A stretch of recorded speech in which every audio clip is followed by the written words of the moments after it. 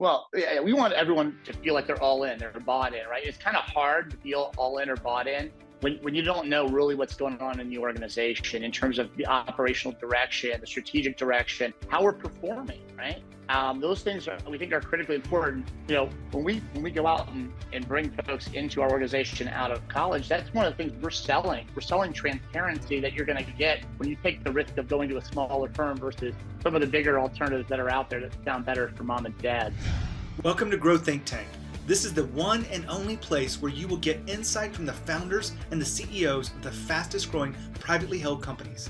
I am the host. My name is Gene Hammett. I help leaders and their teams navigate the defining moments of their growth. Are you ready to grow? Today, we're going to talk about creating a culture of transparency that drives growth. I believe transparency is one of the most important elements inside our business that's absolutely free. I say it's free because it doesn't cost you hard money, but it does challenge your courage. Every one of us has a transparency line. What's okay to share at work and other places as well. But when we do all these podcasts based on work, so I'm going to focus on that today. But that transparency line tells us what we can share and can't share. Some people will say financially, we can share these elements, but we're not going to share the real truth. We're going to share the KPIs and these metrics, and we're going to share these ratios. We're not going to give them the exact profitability because people think we're going to make too much money. I've heard it all. But what I've found is organizations that really adopt a really radical or remarkable transparency, they perform at a higher level. And this company that we have, our guest today, is the CEO and co-founder of Invisors, Keith Diego. Keith and I talk about how transparency plays a role in their organization. They have over 300 employees. They made the Inc. list 3 times. And the first time was at number 55 spot, which is absolutely incredible. The next year in 2023, they made it at 149. Again, another great growth because it gets harder as you sell more. It's a math thing. And then in 2024, they actually 184. So, for 2023, it really is an important conversation to talk about transparency in your culture. And today we talk about it with Keith. My name is Gene Hammett. I'm an executive coach for more than 12 years. We have a leadership development arm where we take managers and turn them into leaders, improving their skills and their soft skills and their human skills to truly be more effective at work. If any of that is curious to you, then you want to lean in a little bit to today's episode, but also maybe you want to just check out what we're up to. We host a virtual conversation every month. And if it's a good fit for you, we encourage you to go in and check it out. Go to coreelevation.com/virtual conversations. You have some previous guests that will show up for the topic. Sometimes it's my clients. All of these are typically executives at fast growth companies. And if you want to join us for those conversations, just check it out at coreelevation.com/virtual conversations. The next one in May will be about positioning your company to sell it. You may not want to sell it anytime soon or ever, but positioning to sell will give you a stronger foundation and something to really grow on. So we have an expert coming in to talk about that. It's really great conversation. Hopefully you can join us, coreelevation.com/virtual conversations. Now here's the interview with Keith. Hey, Keith, how are you? Fantastic. How are you doing, Gene? I am also fantastic. Excited to have the conversation with you about a culture of transparency. Tell us about your company, Invisors. Yeah, so Invisors, we founded back in 2000 was it now 16? And December of 16, and we focused on delivering a solution called Workday. So some folks may have seen that. We've got a lot of great commercials out nowadays, but we deliver the Workday solution to predominantly Fortune 1000 organizations. It's an HR payroll financial product, and we're what you would call a system implementer of that product. I'm wondering where things are going with this. I know there's probably a roadmap for the technology of it, but it's really important as these companies have thousands of employees to have technology that supports that. What's the next things we're going to see as far as functionality in this world? Well, it's definitely AI, right? So it's not immune. Workday's not immune to that either. And they'll tell you, and we've seen it, they've had AI really built into the solution for, I think, 8 or 9 years now, but it's just become more of a brand thing to kind of get out there. So that's a big part of where they're going. If you think about an ERP solution like Workday, they've got so much data on employees, and they have so much data on customers that they really kind of have the data sets you need for some of those language models to be effective. So that's the big push for them, but it's across the enterprise solution. So everything from your customers to your employees. Well, I have some curiosity there, but I know we came here to really talk about the culture of your company. I'm going to set the frame. You can correct me in anything I get off, but Advisors has about 310 employees, give or take. I'm sure you're adding more as we speak. You've also That's made right. the Inc. list 3 times. You made it in Yes. 2022 at number 55, 2023 149, and for 24 at 184. All of that's really impressive, but the last one at one, being able to continue to compound that because it's a 6-year period of growth, Yeah. 184 after 6 years, that's impressive. It's tough. It is. It's the math gets harder, right? And we just posted another great year, so can't wait to see where we end up next time. But yeah, it's all about managed growth. It doesn't sound very managed when you put it that way, Gene. Yeah. But it's fast, but it doesn't feel as fast inside the organization because I think we got a great foundation of people and just processes and our own technology to help us kind of manage it. Were you there in the founding of this? You are a co-founder, so you Yeah. helped build that foundation of the culture. If you could go back in time, tell me about when the first, initiatives you guys did for your culture, that just so we understand when you started focusing on people. Yeah. So for us, we our first big event we did was actually December of 16. It was kind of our first all in where we got folks together and the organization, 16, 17 people at the time.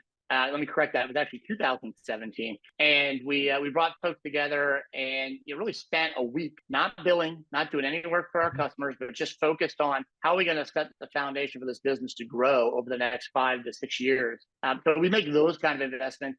Coincidentally, here we are now in 2024, and about 2 weeks from now, we're taking the whole company on a cruise to the Bahamas as a kind of a thank you, but also there'll be a little bit of work there, but it's about culture building, kind of getting everyone together. It's been really difficult to do a lot of these things since COVID, so it's great. People get really excited to get together in person. So those are the investments that really get people face to face that are important. I agree with that, Keith. I want to go back in time again.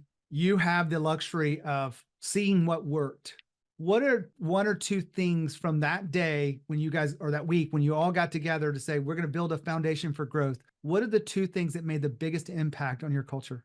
Well, it's definitely finding the right people. Again, we only had 17 folks, but that was just the small kind of core of it. And so making sure we had that group. And then one of the first things we did, which sounds a little crazy, was we started going out and did college hiring right from the start. So we're big believers in building through the draft, right? So there's a little bit, to use a football analogy, you got free agency. So that first 16, 17 is a lot of free agents, right, that we brought in. From there it was make it a commitment to build this company and scale it by actually going out and building the right people too, right? You can't always find the right people. Sometimes you got to build them. And we did that by engaging in, college hiring. And then the other piece, that was maybe one of them, probably the biggest one.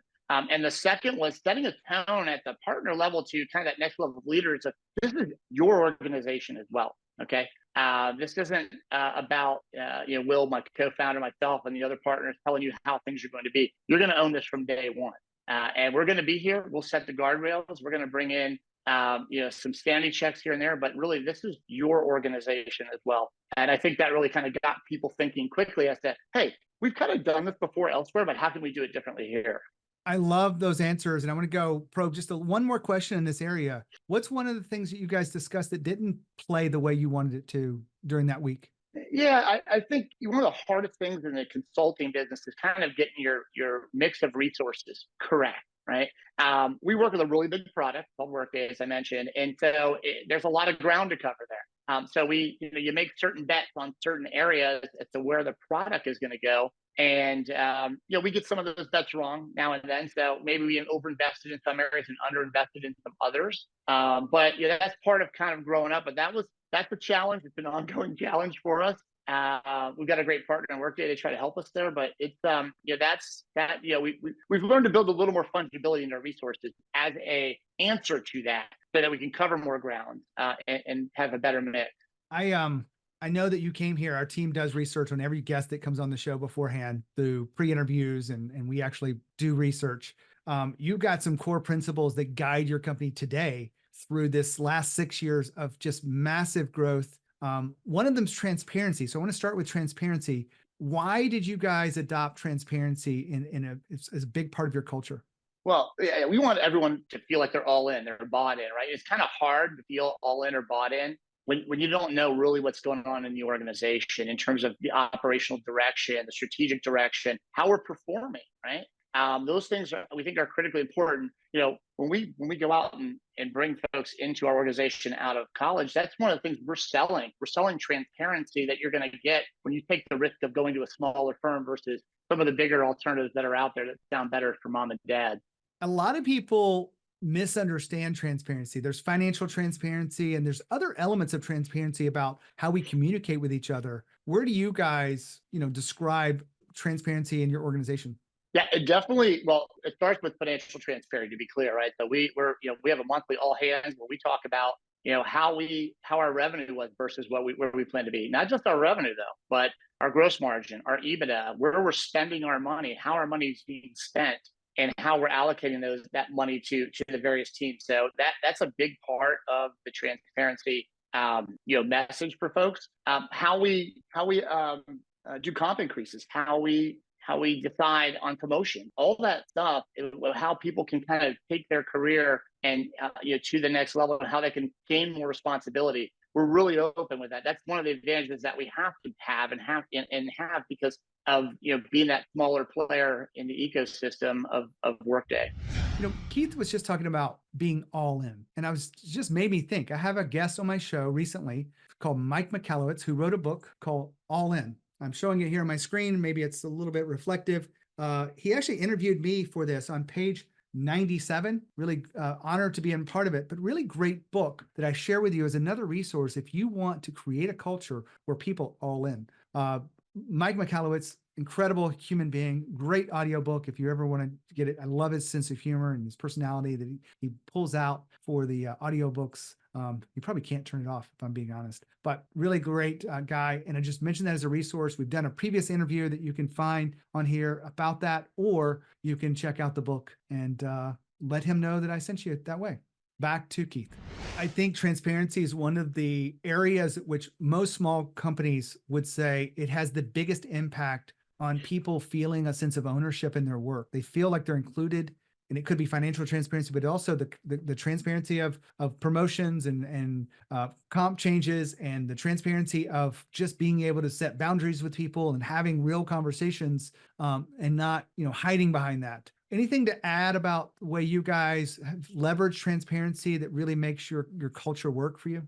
Well, I think the transparency creates an openness, right? It makes you more approachable as a leader, right? Because as you start to kind of put things out there in good and bad, and while the top line numbers all look great, and they have been, we've gone through COVID and some other things where the news hasn't always been the best from a financial standpoint or for other things. And I think just having that air of transparency out there creates this openness and the ability to engage. You mentioned earlier about asking or talking, tough questions, things like that. We hope we set an environment where we feel very approachable. And I say we, not just the partner team, but the entire leadership team, very accessible via Slack and all. And I get texts from folks. So I think that it starts with transparency, and then it comes to communication and openness, and it really opens the door for conversations you wouldn't have had otherwise.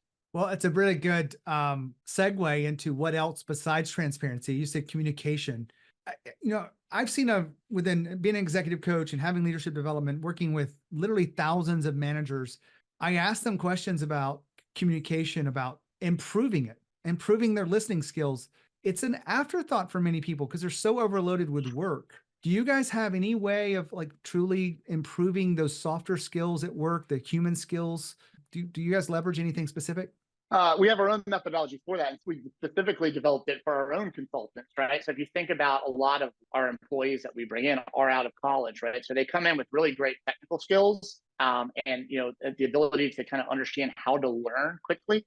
But what they do lack in some cases are those, client communication skills. A lot of them have great communication skills, but it's very different when you're working with a client in maybe a difficult situation, or how to answer a question when you don't know the answer, or how to say no, those types of things. So we've got our own separate training that we do that's specific to building a better consultant inside the organization. That, quite frankly, when some of our leaders are giving that education, we learn a lot ourselves, right, as we go through that process, because it's not a one-way education either, right? We want to make sure that everything that we're doing here is two-way. This is what's worked for us. Have you discovered things that work for you that we haven't discussed ourselves? So we do have a formal way to do it because consulting is very communication specific, and then we leverage that internally with our consultants. I'm glad you brought up the two-way. I think a lot of organizations feel like it's just one way, do it this way. And there's no room for a way for it to improve and innovate. And if we shut down those innovations or new ideas, it really hurts culture in different ways. Keith, we're talking about your culture in general that drives growth for your company. What else really plays a critical role in your overall culture performing at the level it does? I think one of the things that we do well of, again, is we've got a certain amount of our G&A that carved out that is pushed down to the various teams to spend however they want to, right? So you think about it from a perspective. We've got offices. We've got 8 different offices, 9 offices, some in Europe, over here in the U.S. as well. We push down a budget called Happy Time. They get so many dollars a month. And there is somebody in that office who's probably a senior consultant level, right? Not even a manager level, who has now this budget to figure out how we want to spend this money for this office. What makes the most sense for us? Do we want to do a community service event? Do we want to just get together for happy hour? Do we want to go sailing? We've got our folks in Miami that love to go sailing, right? So there's lots of different ways that we'll just push money out, folks, just to figure out how to work with them at levels below the manager level. And it gives people this sense of empowerment. Wow, I actually have some decisions to make on how to kind of grow the culture of the business. You said this earlier, Keith, that your business isn't based on the product, even though you're centered around Workday. You guys don't actually build the Workday product because you're implementer. I get it, but your core business is the service you have. So your core business is just about people. That's right. That's right. We don't make any money off of any kind of product or anything like that. It's hours billed. So how do you lead your organization when people really are the core of your overall success and leverage to more growth?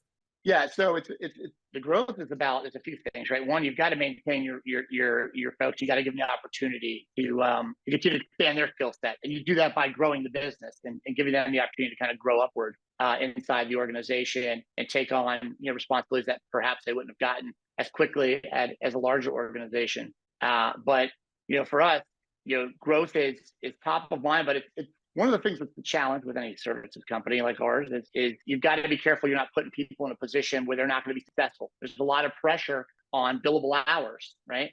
We think what we have are pretty, very conservative utilization targets for our folks so they can balance not only the consulting that's doing for the customers, but their own internal growth and development. And we think that ends up kind of magnifying the growth of the organization because they're always thinking about better ways to do things because they've got side hustles that they're focused on that aren't billable, right? That are an investment. Now, Keith has been sharing with you about how do we create growth inside of our business. One of the principles that I want you to consider is that it's not just a pure focus on profits that leads to growth or even pure focus on revenue, but it's not just about the money. In fact, I think money is a secondary thought to the people, especially if you have a service-based business like Invisors is with Keith's company, 300 employees. The people are the real heart and soul of this business. It's not about the technology or the product. It's the people. And if your business is run on people too, you want to make sure that you are truly putting people first. I asked what's called the impossible question. I've shared it with many people before, but I've asked leaders like Keith this question for years. And it's impossible because you've got to have both. But as a leader of a fast growth company, what's more important? Your customers or your people? 93% of Inc. level companies will say it's people. It's got to be people. It's always people. And we can back it up. We've had many conversations about the podcast. I just share that with you today because people over profits. Back to Keith. Love this, Keith. We're going to wrap up today's conversation in a few minutes. What have we missed that you feel like is important for us to understand why your company's had the success that it's had? Yeah, I think I like to think of it in 3 things, right? One is that we talked about it. You got to get the right people on the bus, right? It's about the right people for sure. And, we were fortunate to be able to kind of quickly assemble the right team this time. And a lot of the folks that we brought in that early 17, those were folks that we had hired out of college in previous companies. So, getting the right people on board early on was critical. Finding the right partner, right? I always tell folks, look, we're not smart enough to build the product, but we're smart enough to build the services around the right product, right? And so picking Workday and having a great partner with Workday has really helped fuel our growth. I don't want to understate that. It's a critical part of it, of the story. And then for us, it's the last thing is then you just focus. It's all about focus. It's very easy as a smaller firm to think about, well, we're doing Workday well, maybe we should go do ServiceNow, maybe we should do Salesforce.com. And we've seen other firms do that, and they're not as successful. Organizational focus starts at the top. If you start to spread it thin, you will struggle. So it's focus is one of the main things I tell folks when they're coming to join us. It's a blessing, and some people think it can be a little bit of a concern, but we think if you pick the right partner, it's not an issue. Well, I appreciate your time today, Keith, having a conversation about the culture of transparency and really how that's affected the growth of the company. Thank you for being here and sharing your wisdom. Thank you, Gene. Anytime. Wow, what another great interview. I love talking about transparency and the importance of that in our organizations. What I've found and seen is people that feel included inside the meetings and the financials, they have a higher degree of ownership and are willing to rally when you need them. They have a sense of loyalty because they feel like an insider, not an outsider. So that's a really important piece to transparency. Hopefully you see it the same. And if there's anything we can do from you, from executive coaching to manager coaching to manager training, please let us know. And I'd love to have a conversation with you, or you can join us for that virtual conversation I mentioned at the beginning, where you can just kind of listen in to some of the other executives of fast growth companies and guests that have been on the show before. When you think of growth, when you think of leadership, think of Growth Think Tank. As always, with courage. We'll see you next time.